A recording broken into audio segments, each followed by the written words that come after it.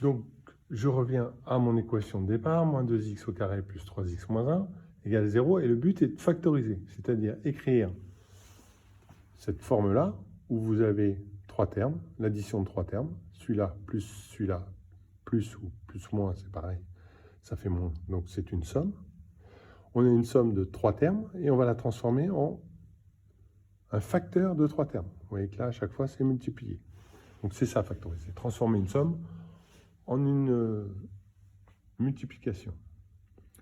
Donc, ici, j'ai deux racines, x1 égale 1, x2 égale 0,5.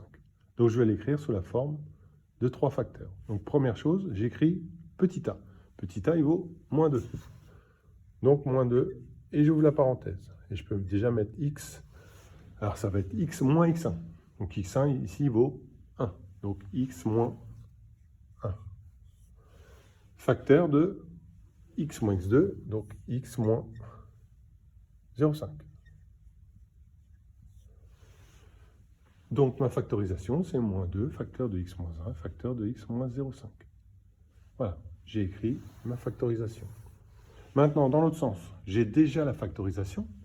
Je voudrais savoir quelles sont les racines, c'est-à-dire quels sont les nombres qui font que cette forme-là est égale à 0. Eh bien, c'est donc x moins x1, donc x1 il vaut 5. Et puis là, j'ai x plus 3, donc ça veut dire x moins moins 3.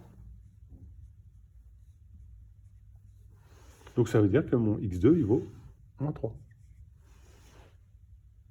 De la même façon, si je reviens ici, imaginons que j'avais trouvé comme racine moins 0,5, j'aurais eu moins 0,5, donc plus 0,5. Cas un petit peu particulier, où j'ai moins 2 facteurs de x plus 3 au carré. Ça veut dire que, en fait, quand j'ai un carré, j'ai x plus 3 facteur de x plus 3. Donc ça veut dire que j'ai deux fois la même racine, x moins 3. Donc la racine, ce sera x. Donc x1 est égal à x2 est égal à moins 3.